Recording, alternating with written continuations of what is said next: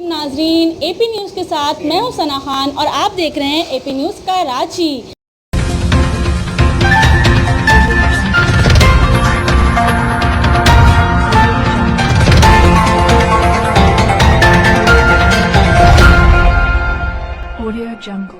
ناظرین اے P news کے ساتھ میں ہوں ثنا خان اور آپ دیکھ رہے ہیں اے پی نیوز کراچی۔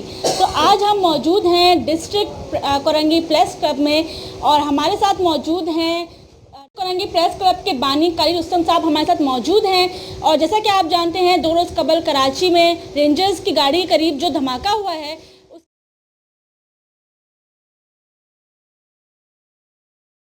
کہتے ہیں کہ کراچی میں امن سکون جو ابھی دوبارہ بحال ہو گیا تھا، کیا اس کو توڑنے کی دوبارہ سے کوشش کی جا رہی ہے؟ جی قاری رستم صاحب۔ جی السلام علیکم۔ میں پہلے تو آپ کا بڑا مشکور ہوں اے پی نیوز کا کہ آپ لوگ یہاں تشریف لائے، اور میں برملا یہ میں کہنا چاہوں گا، اس میں کوئی شک کی بات نہیں ہے کہ یہ ہمارے قومی سلامتی کے جو ادارے ہیں انہوں کی شب و روز کوشش سے ہی امن قائم ہوا شہر کے اندر۔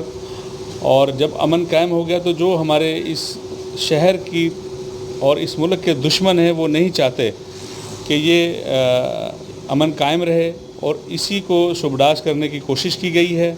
اور میں جو ہے اس سلسلے میں اس کی جتنی بھی مذمت کروں اتنی کم ہے، لیکن میں خاص کر کے آرمی چیف جناب باجوہ صاحب اور D G I S I اور دیگر جو ہمارے قومی سلامتی کے ادارے کے سربراہان ہیں، وزیر اعظم ہیں، صدر ہیں، ان سے میں درخواست کروں گا کہ اس معاملے کو سیریس لیں۔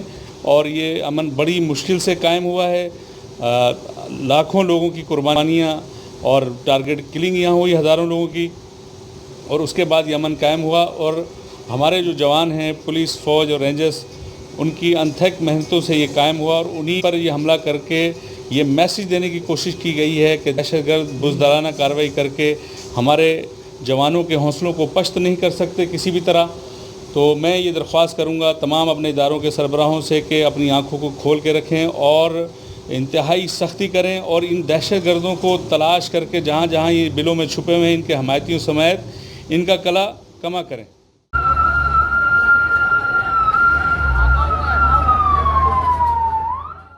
بہت شکریہ۔ قاری رستم صاحب جو اپنے خیالات کا اظہار کر رہے تھے اے پی نیوز کے ساتھ، اپنی میزبان کو، اپنی ہوسٹ کو اجازت دیجیے۔ بہت شکریہ۔